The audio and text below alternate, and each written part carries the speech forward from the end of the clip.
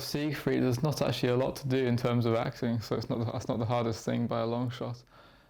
Swan Lake as a ballet is, I think, one of classical ballet's most exposed roles for the male dancer. And you're wearing white tights. It's very simple but very standard, clean technique which needs to be executed with precision. And there's not much to hide behind, so it needs to be clean. So the technical aspects of the role are much more demanding than anything else. The partnering for Swan Lake is actually good fun. I really enjoy Swan Lake for this very reason, because there's such a connection between the dancers. It's so intimate as classical ballet, and obviously you have two characters to play with. Siegfried has two partners basically for this, but it's the same person, of course, but there's two different ballerinas to work with in terms of character, which makes it rather interesting. So technically, it's fairly demanding. There's a lot to do, a lot of turns, a lot of lifts, a lot of technical things, which maybe aren't particularly hard in themselves, but all together with everything all at the same time, it can be tricky. I remember doing one of my first times dancing the black pas de deux, and I hadn't appreciated this on stage. There's a bit in the music where the lights pretty much go out, and it's pretty much dark on stage, often with spotlights, and the girl's in a black tutu. The scenery is pretty much black all around. I couldn't see her. I couldn't actually see where she was. I mean, obviously I could see where she was, but I couldn't. It was really hard to figure out her distance, because a black costume against a black background with a bright light, you basically can't see anything.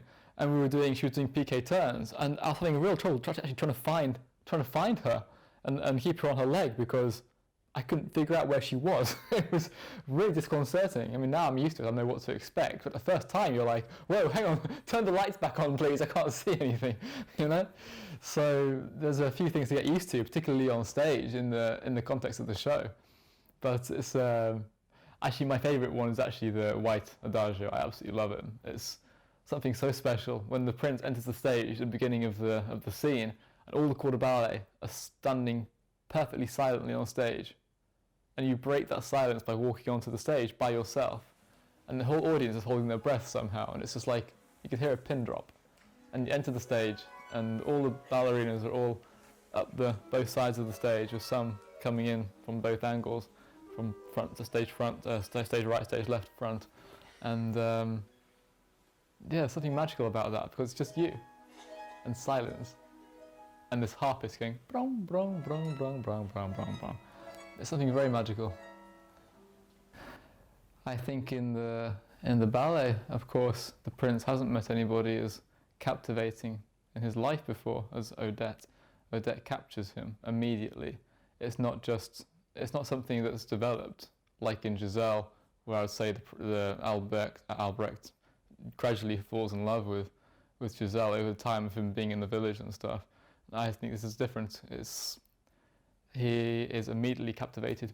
There's something happens between them in that first second when he's about to shoot his crossbow on the stage, and suddenly this creature appears and he falls in love with her. It's rather unusual, actually, in this respect, because most other ballets have something happening between the characters and they build up. Suddenly it's immediate, and from the first moment they meet, there's this spark of love between the two characters, and that's unique, I think. But it works for the ballet. I think maybe he should have gone to Specsavers, but I mean, basically, yeah, it's a surprise that he can't tell the difference between the swan woman he loves in Act 1 from the one in Act 2. It's a bit of a question as to why he can't still tell the difference. The character's completely different, the costume's different, the look's different. But yeah, so somehow Siegfried believes it's the same person. Who knows why? Maybe that'll be I don't know, we'd call it a zagadka in Russian. It's like sort of something we can't figure out exactly.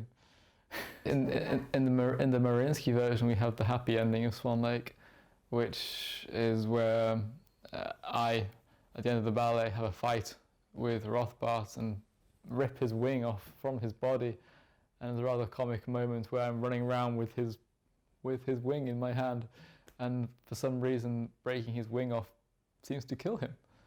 I guess it would, but yeah, we rip off. Yeah, it must be rather painful, I guess. Poor guy.